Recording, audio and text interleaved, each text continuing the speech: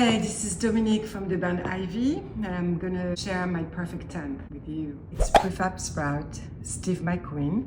This is the UK version.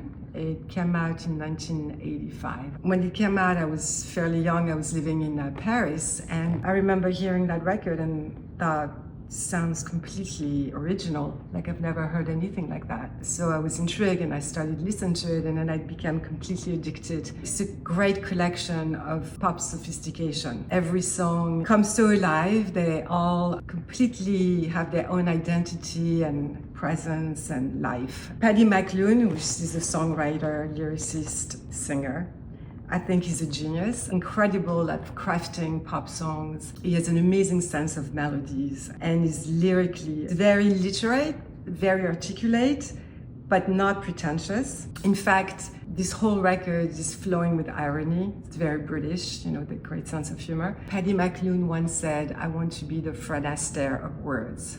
And I think it's really funny.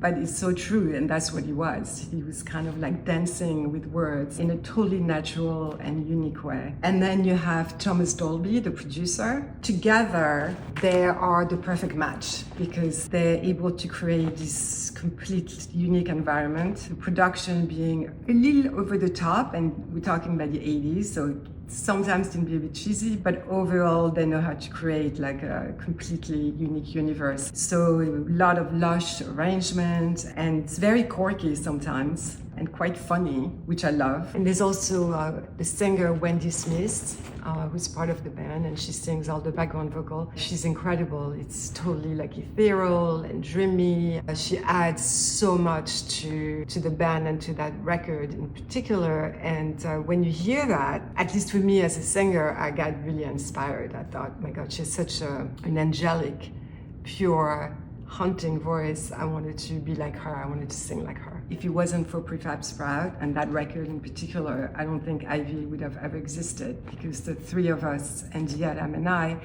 met through discovering our passion for that record in particular. And in America, not so many people back in the early 90s were familiar with that band. But just the three of us, we couldn't believe we actually loved and knew that record. So that just brought us together.